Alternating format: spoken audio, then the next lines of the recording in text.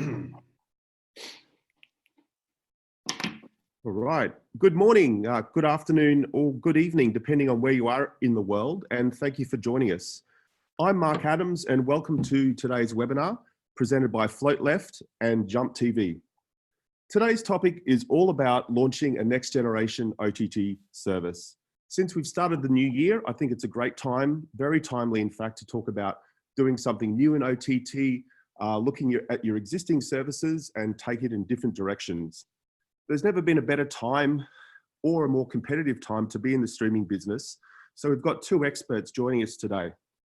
I'm joined from Jump TV by Jesus Herrero, who's the Chief Revenue Officer and co-founder. And from Float Left, we have Seta Goldstein, who's the VP of Corporate Development from Float Left. Seta, would you like to introduce yourself and your company? Sure. Hi, everyone. And thank you, Mark and Jesus, for inviting me to join the webinar today. So just to give you a little brief history on Float Left, here's a nice little snapshot of our, Float Left by the numbers. We've been in the industry for close to a decade now. We're actually celebrating our 10-year anniversary this month. We're one of Roku's first development partners. I think we launched app number 5 or 6 outside of Roku. So we've been working very closely with Roku over the course of our history over the past 10 years. Over the past decade, we've also launched up to 350 plus apps. We currently develop for over 12 platforms, and we've had the pleasure of working with major media and entertainment brands such as the Viacom properties, NBC Sports, Ovation, etc. Right now, Float Left, as I mentioned earlier, we work with a lot of major broadcasters and publishers. We currently power millions of OTT and TV Everywhere consumer experiences across the globe. And we're based here in the United States in sunny South Florida. We have a team of highly efficient engineers that are ready to innovate and take every app brand to the next level. Lastly, here's a nice little snapshot of our client portfolio. Universal TV Plus, which we're going to be discussing a little bit more in detail throughout the presentation, is actually a joint client of both Jump TV and Float Left. But aside from Universal TV Plus, we've also worked with a lot of other major media and entertainment brands such as Sesame Street, Refinery 29, NBC Sports, Ovation, Business Insider, etc.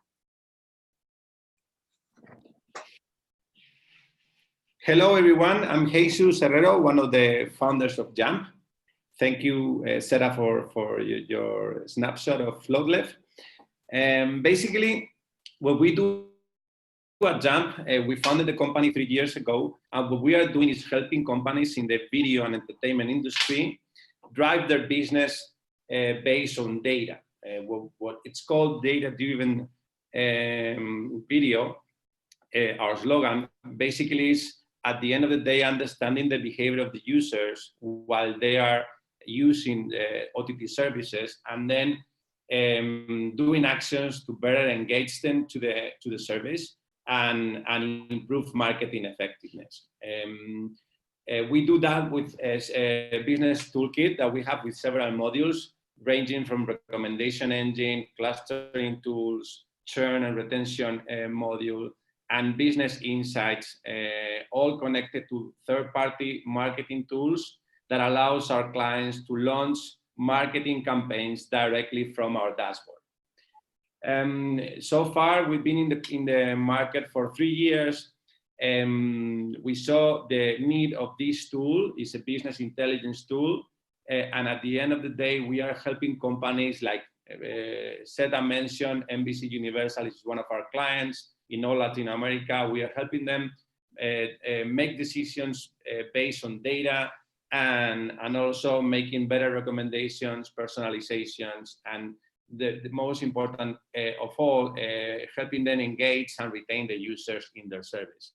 We are working with companies, a wide variety of companies, like ranging from content providers to telco operators or broadcasters or pure direct-to-consumer services, like, for example, one that we are kind of proud of with Theatrics. It's a small client in Latin America.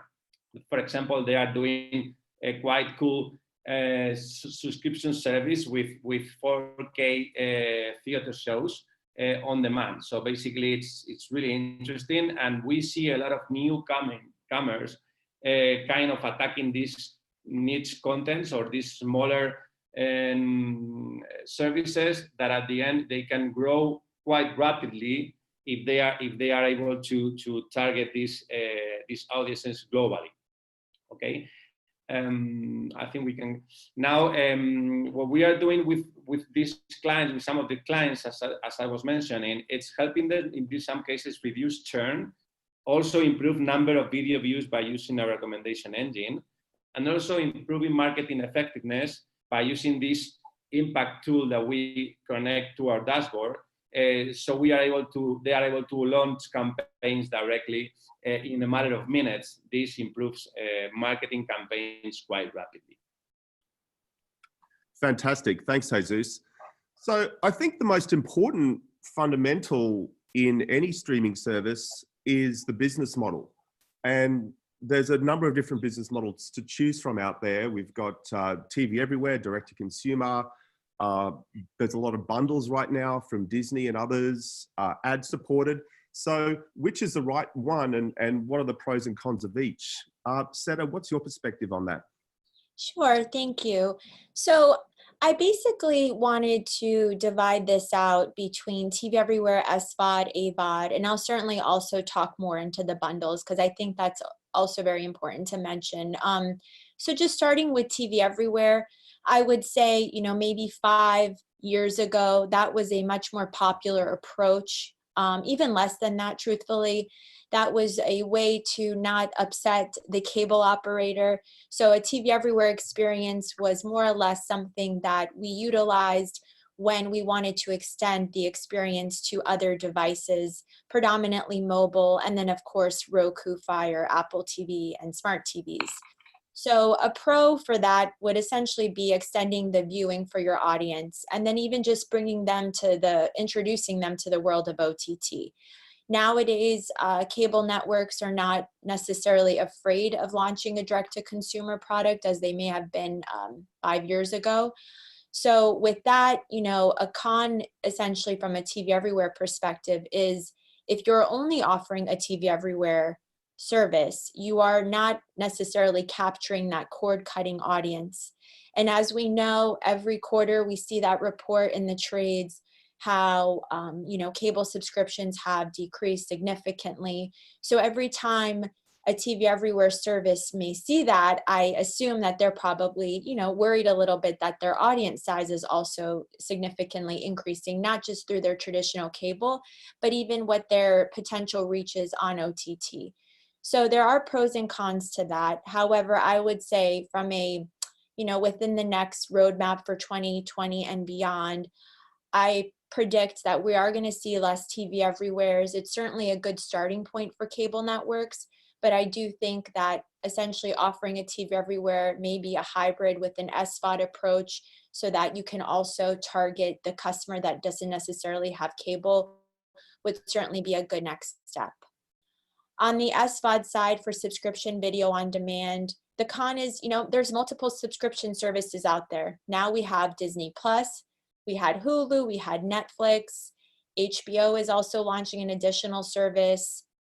They're everywhere. So there's going to be subscription fatigue. I think a lot of folks are looking at their bill and they're adding everything up. We've all heard this before. They're adding everything up and they're saying to themselves, I might as well just keep my cable on because it's just cheaper. So in that case, when it comes to SVOD, there is a higher barrier to entry. It's going to be much more competitive. Your content may not necessarily be a competitor to Netflix, but at the end of the day, on your balance sheet, your home balance sheet, you're going to say, well, I'm paying for Netflix, I'm paying for Hulu, I'm paying for Disney Plus. Do I also want to pay for this service as well? So that's something that we do need to consider. A pro is that, you're able to offer more curated content, you're able to offer more personalization to the content. The viewer, the favoriting, etc. That's all going to be able to be offered through a subscription based. However, another topic to discuss is maybe just offering an authVOD So there may not be a payment associated with it, but you're still able to capture that user's email. And similar to what Crackle does, actually, another client of ours that we worked with several years ago and we continue to work with, they offer an auth-bot approach. So in the event that you would like to provide them with your email address, you now have the capability of providing a more personalized approach, favoriting content, resume watch, all the bells and whistles. But in the event that you don't want to, you can just forego that and then watch their advertising content. And then finally, we have AVOD. So the con to that, and this is something that I would say is still up for discussion, are the advertising. We all know from an advertising perspective, there's much more opportunity when it comes to OTT. We're seeing at the upfronts that all these advertisers are really wanting to invest more in OTT versus traditional cable. Of course, traditional will always be at the forefront, maybe in the next year or so, but OTT is really quickly rising, and we're starting to see that happening more and more each day. But what that comes with right now, at least, is that some of the ads could not be as targeted, not as personalized for the viewer. And there's also less curated content. Sometimes these AVOD-based options may have a wider library of content because they have more to offer with it being advertising based. So that is something to consider. A pro, of course, is there's a lower barrier to entry into the market. If you're just testing the waters for OTT or even just a platform or device in general, going AVOD, I always recommend to a lot of our clients, is a great first step. There's certainly a lot to add to that. I don't expect it to be a set it and forget it approach. There's marketing involved and, content, catalog integration, etc. And we'll discuss that here in a little bit. But in general, AVOD, I would say, is the easier approach when you are discussing going into the world of OTT. And then I did want to just call out the bundles because we have it here. I personally like that approach. I am a Disney Plus, subscriber. I have a little one at home, so adding Hulu and ESPN was a no-brainer. We also know that there's a lot of the larger companies have multiple brands, so there are going to be certain services that they may watch more of. However, this is a great way to add visibility to your other brands that may not necessarily receive as much love as your premier services. Fantastic. Thanks, Sarah. I agree with you on the subscription fatigue with the various services. I mean, it does very rapidly add up to far more than you're paying for your cable when before you cut the cord, when you add in broadband as well. Do you think AVOD is going to be the fastest growing business model in 2020? Seems to be a lot of buzz around that. Yes, I do, especially now that you're seeing a lot more advertisers willing to advertise on OTT. I think there was maybe a little bit of a black box surrounding what the world of OTT held for the advertisers out there. But, as they look at their balance sheets and they're seeing the decrease in traditional advertising, they need to make a pivot somehow. So I do think that OTT is going to be the next phase for them. I mean, it already is. Let's call a spade a spade. However, there's still a lot more room and potential for growth just on the world of advertising in OTT. But to answer your question, yes, I do think AVOD will become a lot more popular. Fantastic. Yeah, no, that's a good perspective. Now, you've decided on the business model, for example, then even equally as critical is what people are going to be watching, the content. And, this year we've seen budgets for original content from Amazon and Disney and Netflix and Apple adding up to $50 or $60 billion if you put all their original content budgets together. I mean, Disney alone is around $24 billion. Incredible amounts of content. So clearly it's important, and clearly owning your own content is important, but I'm sure there's still space for licensing and space for windowing and so forth. So Sarah, why don't you tell us about the importance of the catalog and the various different approaches you can take there? Sure. I don't think it's any secret that offering originals or exclusive content on your platform is what's going to drive the most traffic. I certainly would say that, for example, if I were to search for a piece of content and several options pull up, I'm essentially always going to, want to watch the option that offers it for free. So if you are, for example, offering a subscription-based content and you're competing with an ad-based service and you offer the same content, the user is 9 out of 10 times going to select the free-based service. So when it comes to exclusives, when it comes to originals, that's really what brought Netflix back. When they originally launched some time ago, they had original programming was not necessarily part of their strategy. And then I would say, I don't know, maybe 7, 8 years ago, Orange is the New Black came out. And that was driving more and more folks over to their service. And then in addition to that, they added House of Cards, etc. So I don't think it's a secret that offering original content through your applications are critical, but it's also exclusivity. Having that be the first window for your content. I certainly understand with some of the smaller production companies having content through other avenues such as the Roku channel or Pluto TV is a must-have for them. But I think it's important that if you also do have your O&O, your own standalone app, it is important that you do offer some sort of exclusivity to drive traffic to that service. And that really goes into my second point with content premiere versus second window. So here's a great point with the TV everywhere. For example, a lot of the times, users may watch a piece of content on the actual network, and then they'll go and binge watch seasons either prior or even after on the OTT device. So even allowing, so for example, I know Pop Now is one of our very notable brands that we have the pleasure to work with. They have the premiere series Schitt's Creek, and they have that also available on Netflix, and as well as various other services. But what's different about what Pop Now is doing, the newest season, the latest and greatest, is only available through Pop Now. So sure, I can go to Netflix and watch Schitt's Creek seasons 1, 2, and 3, but the rest is only available on Pop Now. So I think that strategy could also work, dependent upon the brand and of course the content. Frequent content refresh is always critical. Folks are binge watching, especially on mobile devices. Even just the length of content is essential here. But if we're talking just your traditional long form content with movies and series, frequent content refresh is 100% critical. And it certainly is as well from a short form perspective, working with the Business Insiders, Refinery 29. Those are all what we call snackable content. So going through a 2-minute clips is very easy for anyone to do. So constantly updating that and driving traffic to your apps is obviously something that should be part of your strategy. Licensed content, running the risk of providing users with various viewing options. So in the event that you were to license the content, windowing that with your licensor, working through some sort of strategy, just even offering some sort of window of exclusivity, I would highly recommend. I know that's easier said than done. I'm not necessarily opposed to licensing content. I think it's critical for a lot of our clients today, but just having some sort of strategy around it, I would say would be very beneficial to the success of the app.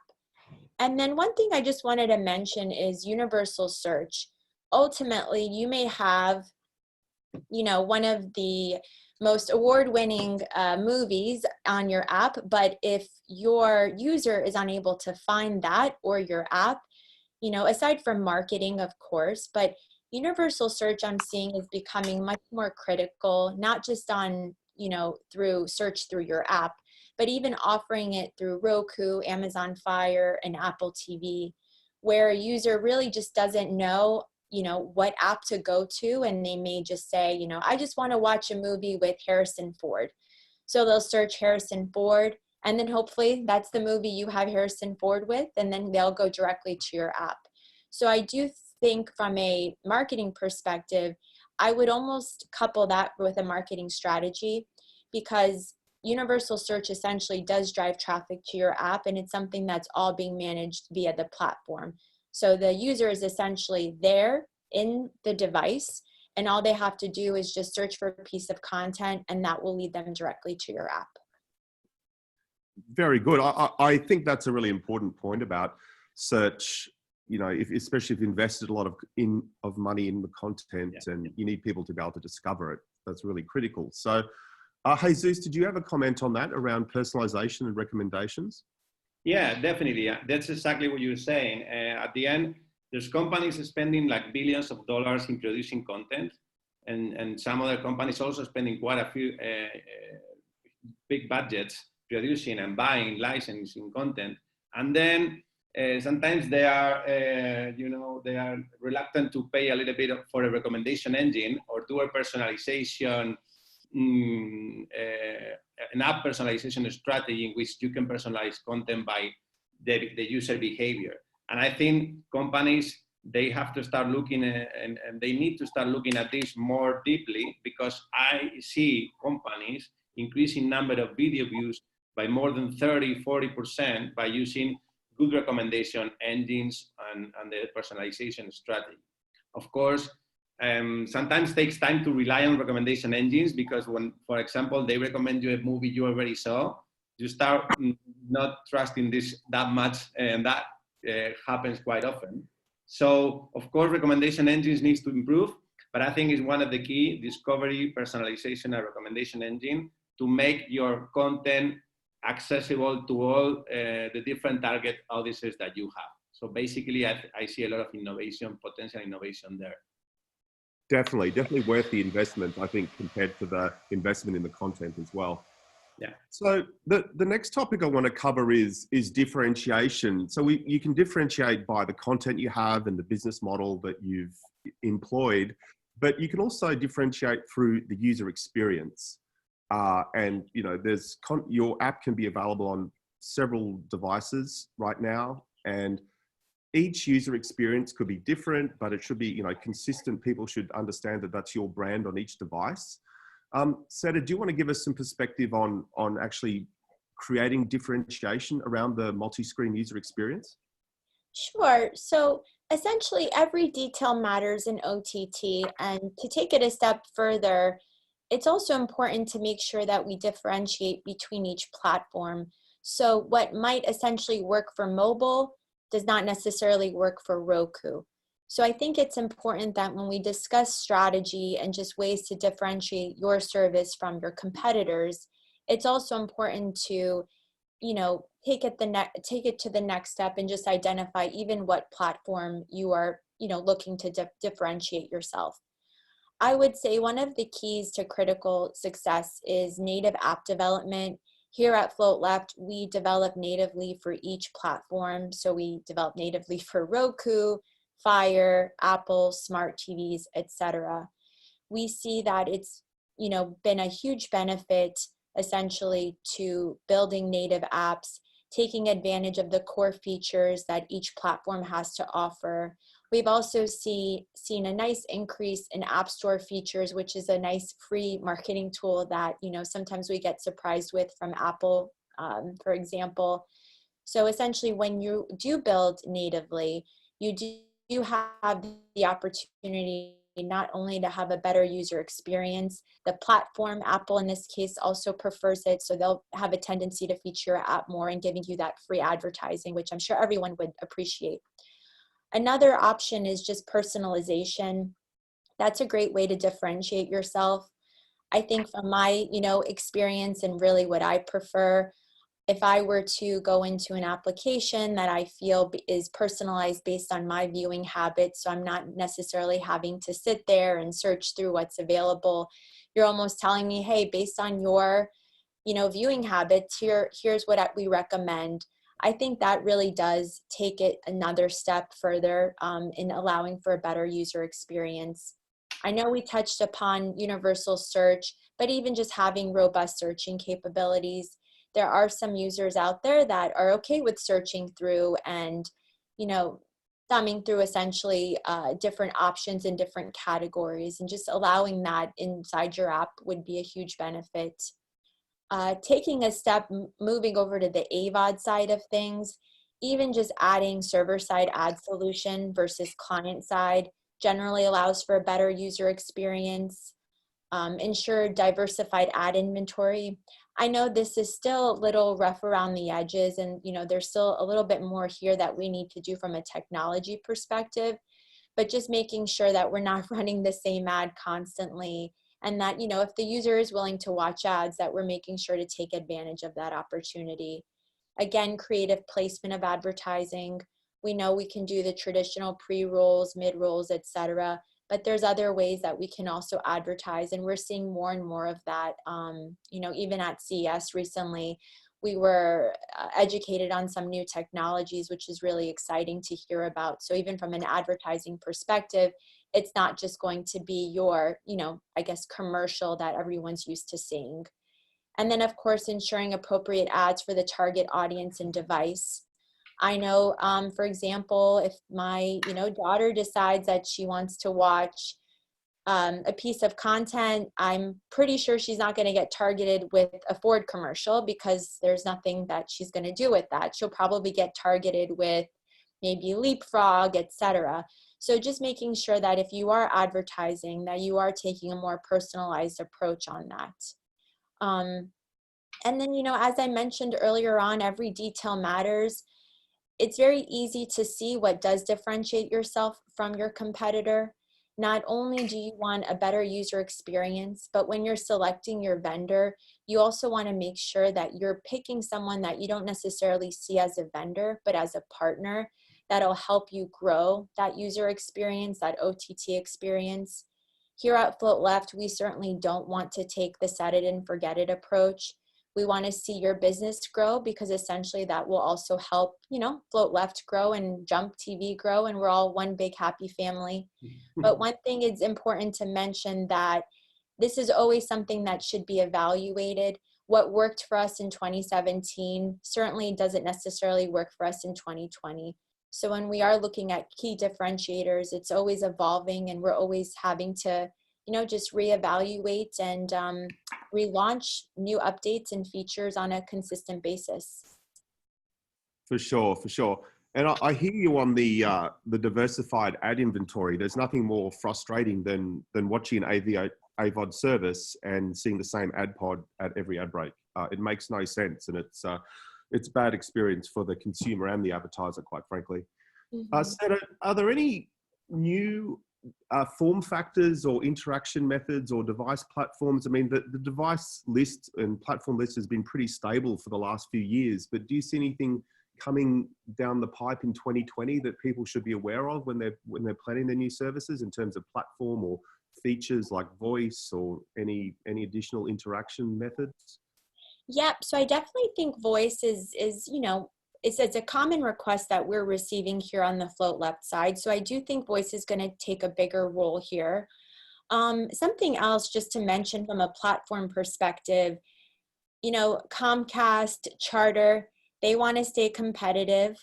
They want to make sure that we still, are a subscriber to some extent, whether it's broadband only or cable and broadband for some of us out there that still have that. So I do think what I'm going to predict for 2020 and beyond is the set-top box devices are just going to be additional platforms that services are going to be allowed to launch on.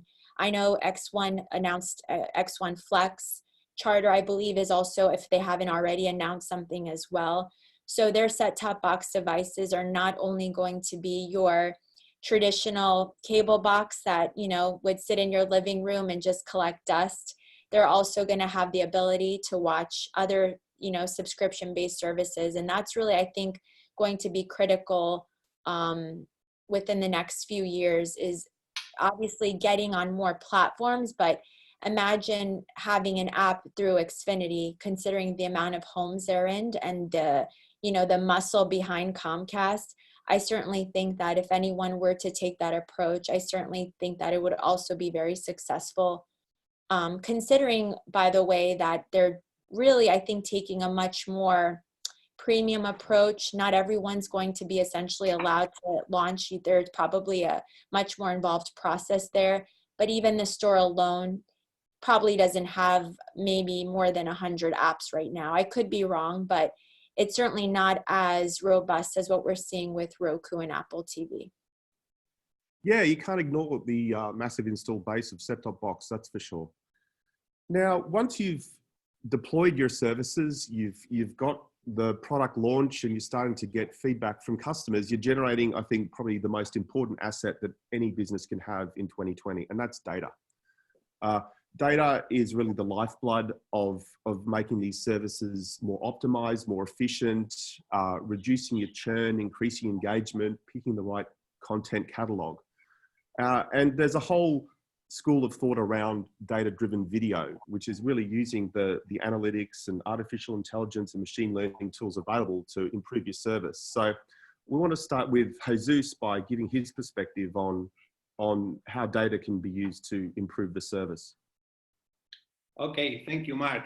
So as you can imagine, there's endless things you can do with data. And of course, many companies are investing a lot in big data resources and in technologies to help them understand better what's happening in their services. So what we have done is identify like what we think are key metrics we should take into account in order to help our clients and help companies in the entertainment space manage their business and improve their ROI. That is, at the end of the day, what they are looking for, basically. So, for example, things that should be done in a subscription service should be identifying your clients that are in risk of churn. If it's not a subscription service, you can also deal with this as disengagement. So if it's an AVOD service, it's you want to take a look at the clients that are not active in the service. So probably you can do some actions to try to activate them, because why we call it data-driven video is the idea of do something with the data. So every time we detect an anomaly or something that we think is not going well, something should be some action should be taken, and that will drive business upwards, hopefully. The next thing, of course, one of the things also every company should take a deeper look at is how the content is being consumed. And when by this, we mean in what device is being consumed, what type of content is watched at what time of the day, what day of the week, which is the most favorite content, what is people liking, what demographics that consumption has, all these kind of patterns.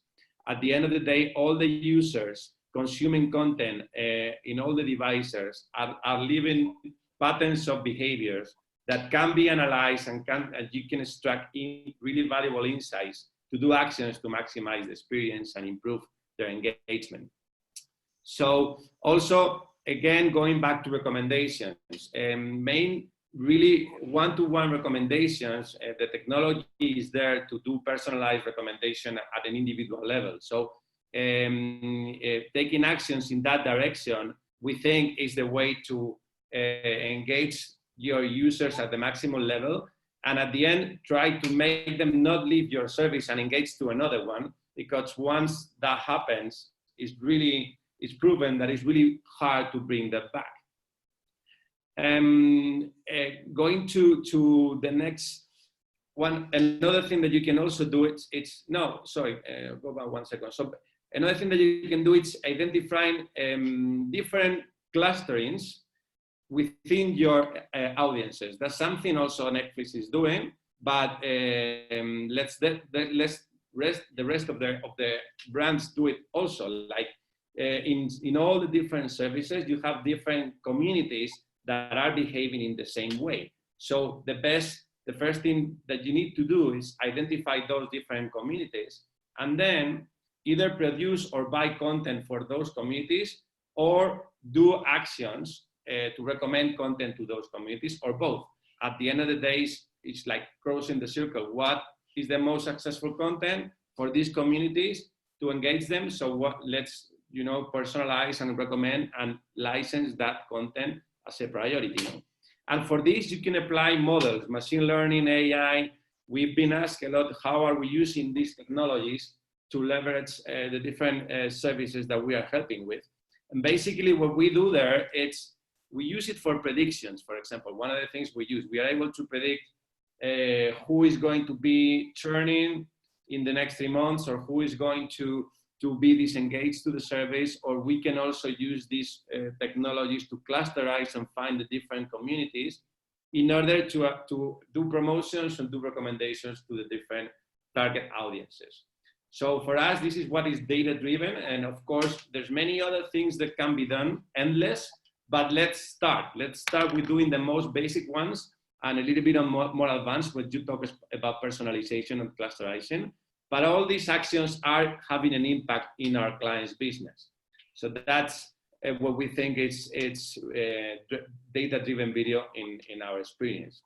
Now we can go to we'll go to the next piece, because I think understanding your customers both individually and as clusters or cohorts is key to winning in the OTT business. And once you understand them, you want to be able to market to them as well. So you keep them engaged, you let them know about new content, you don't lose them because you haven't communicated with them properly, right? So it's never been more competitive. There's a dozen or more OTT services to choose from, per interest group. So marketing is incredibly important. So Jesus, what's your view on marketing, and what techniques and tools can you use to improve the marketing ROI?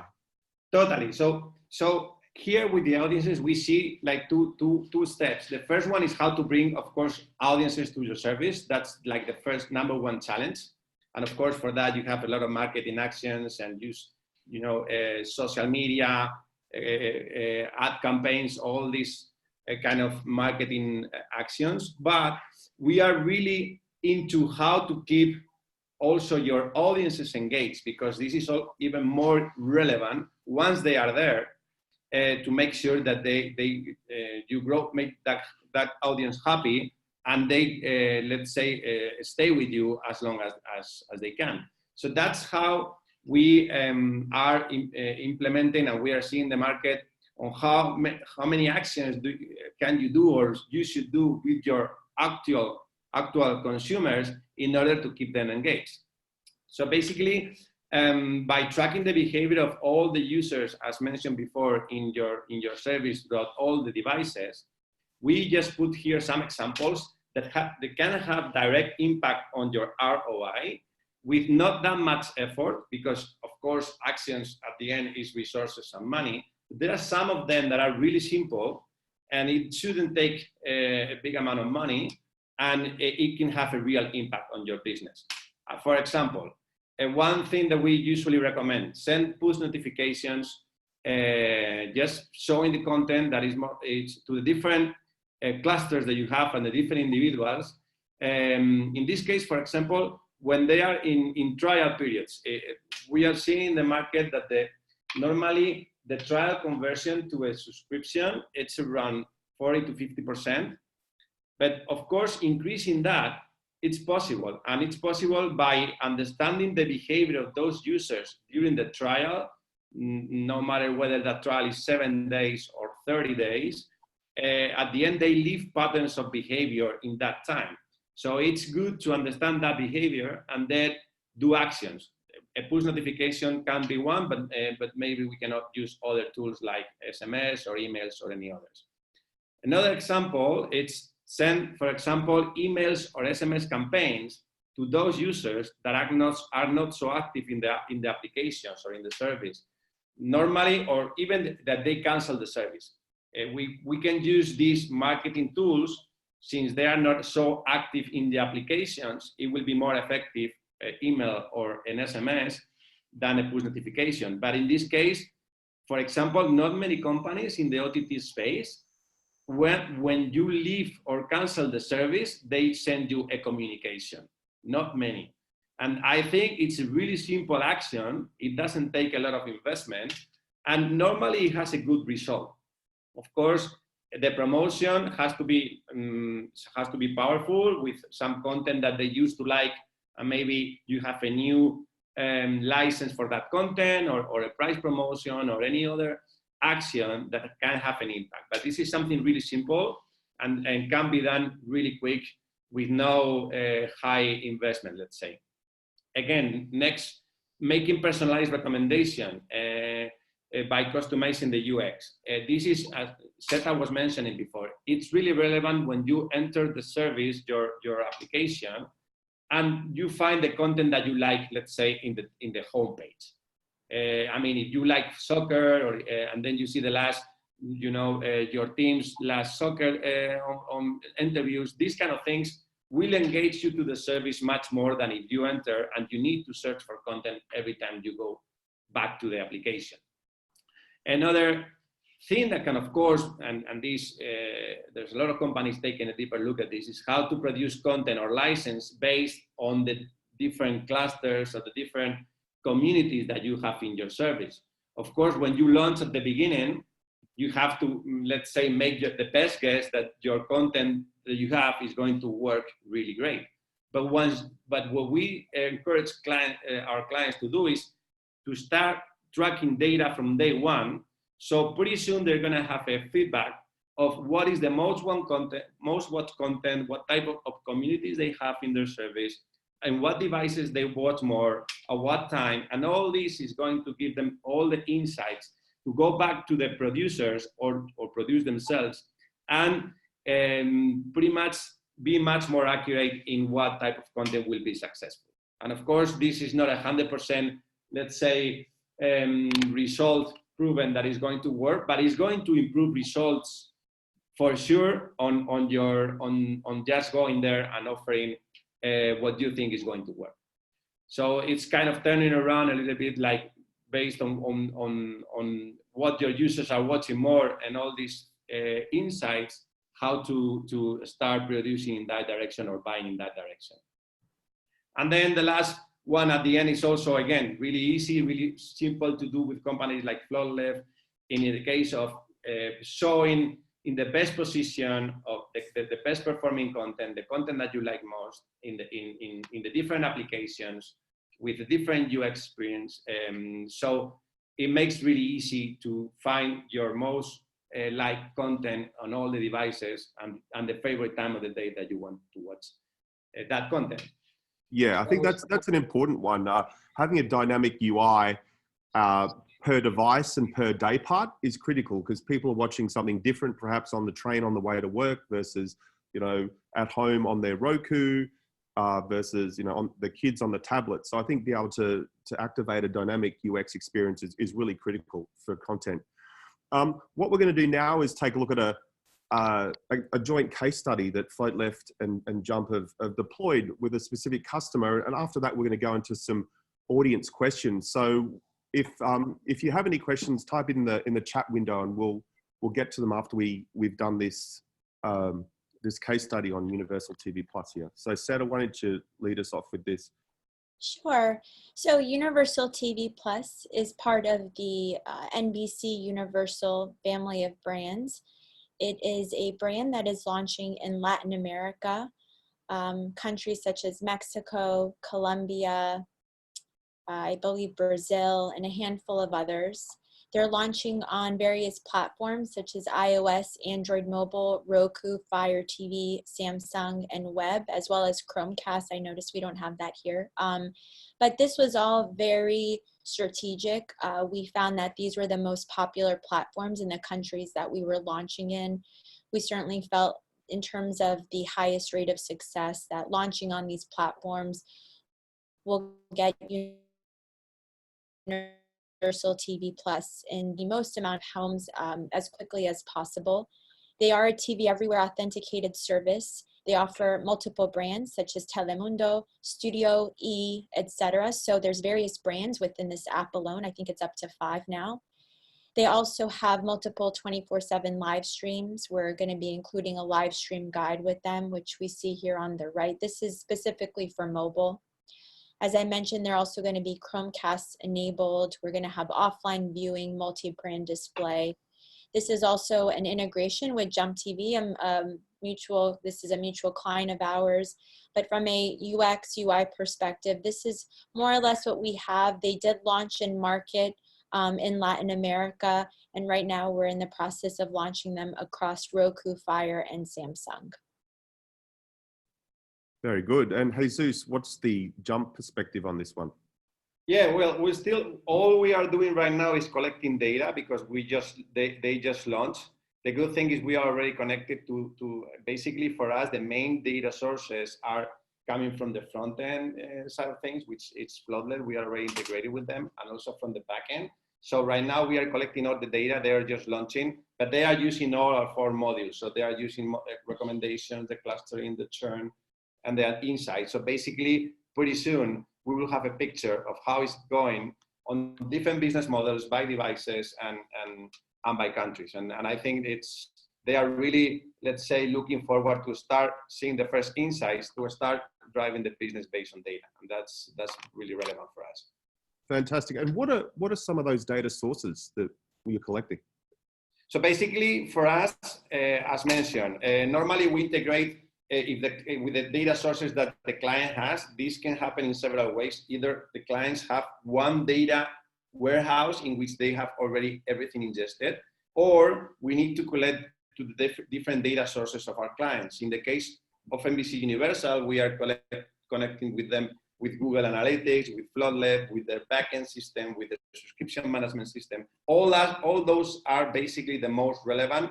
So we can get data from playback activity. It's really key. And we can get data from the backend from content catalog information and from their subscription management system to understand subscription packages, pricings, and so on and so forth. With all this data, with this cocktail, we are able to provide all the insights and modules that we just mentioned before. Fantastic, fantastic. That's great. That's a really good example of a real life deployment. Now we're going to switch in the last few minutes to some question and answers from the audience. So thanks everyone for listening.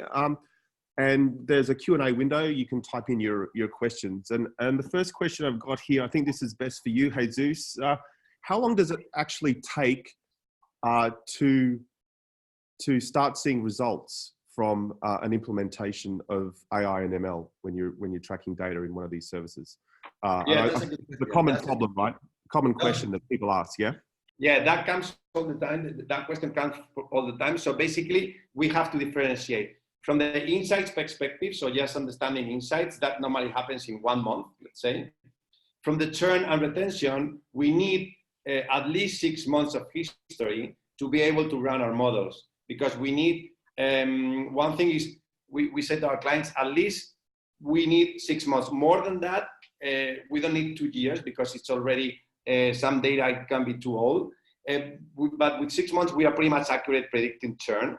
And for the recommendation, just a couple of months is good enough. Of course, the models, as it says, is machine learning. Basically, the model learns. So the more time and the longer they stay with us, the better the model becomes, the more accurate. So, but the minimums that we are saying to our clients is insights 1 month, recommendations 2, and churn 6 months. Right. Yeah. I think some patience is required, but machine learning models work on as much data as you can give them, and the more data they have, the better they get. So that makes complete sense. Next question here.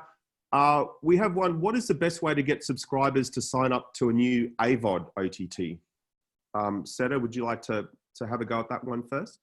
Sure. So I'm assuming that we would offer a free auth-VOD type of approach if it's an AVOD type of model. So, or it could be where we're offering premium content. So if we want to talk auth-VOD here for now, so the best way to encourage folks to provide an email address is what are the benefits of them doing that, just making sure that's very clear on the home screen or as you are requesting the email address. So what's, some of the benefits is offering a more personalized approach, favoriting access to exclusive premium content is always a must. And that also turns into the SVOD approach. So if you're a traditional AVOD customer and now you're wanting to maybe have a premium tier, it would be the same sort of methodology. So just making sure that as you are driving traffic to your application, and then you do present that question, whether it's give me your email address or pay for this, service, it's just important that we make it very clear what the added benefit of that would be. And as I mentioned, of course, premium content, exclusives, originals, and then even like personalizations, offline downloads, etc. Yeah, I think there's a whole tier of value adds that you can provide to encourage people to sign up, even if it isn't an AVOD service. Another question for you, Seta. Besides web and mobile, what is the platform that I should be on as an OTT service, and maybe take from a US perspective then outside US? Yep. So I would say here in the US, Roku hands down. I mean, it's simply a numbers game. We know Roku is the most distributed in households here in the US. So I think that would be a good start, followed by Fire TV. Apple TV is starting to gain more ground. But if I were to focus on the connected TV devices, I would certainly start with Roku. We are seeing a little bit more traction on the smart TVs here in the US. I will say that Samsung and LG and Vizio are probably, gaining more ground outside of the US, specifically Samsung and LG actually more in the EMEA markets. And even in Latin America, actually, Roku from a connected TV perspective is very popular. So I would start with Roku if you're talking here in the US and even LATAM. And then moving to the EMEA markets, smart TV seems to be a good start considering their market share. Fantastic, thanks. Next question is a really relevant and timely one around privacy. Anytime you're collecting data, people wonder what it's going to be used for and if it's going to be sold or anything else like that. But the question is, in what way does privacy legislation limit Jump's facility for data aggregation, like for recommendation and other purposes? Jesus? Yeah. So basically, what we are finding in the market is it doesn't affect Jump so much. It affects more our clients. So it's our clients, the ones that have to, let's say, get the permission from their final subscribers and final users about what they're going to do with the data. So basically, if they are going to send push notifications, any recommendation, any SMS, email, they are the ones that have to get permission as the brand. We are a data source manager, let's say, and we are compliant to be able to, we are only using behavioral data behind a user ID. We don't know who is behind that user ID. So basically, our compliance with privacy, it's really small, and we are, of course, compliant to all the legislation with the GDPR or US compliance, because we are working with clients worldwide. So the relevant thing here is for Jump is not really a big issue because we are not managing private data from final users. We just have a user ID and we know how they behave. Of course, there is some compliance to that behavioral information that we have to comply with GDPR and all these privacy policies, but it's only that. The real, let's say, the real issue or the real relevance is in the side of our clients. Fantastic, that's great. Now, if we don't have any more questions, I think that's a good point to stop. So thank you everyone for listening and participating. We've really enjoyed presenting this to you. We'll have a recording of this available if you'd like to share it with your colleagues. So thank you very much for listening. Please hit us up if you have any further questions afterwards, and we'll speak to you later on. Thanks again. Bye-bye. Thank you all. Thank you, Mark. Thank you, Seta. Bye-bye. Bye-bye. Bye.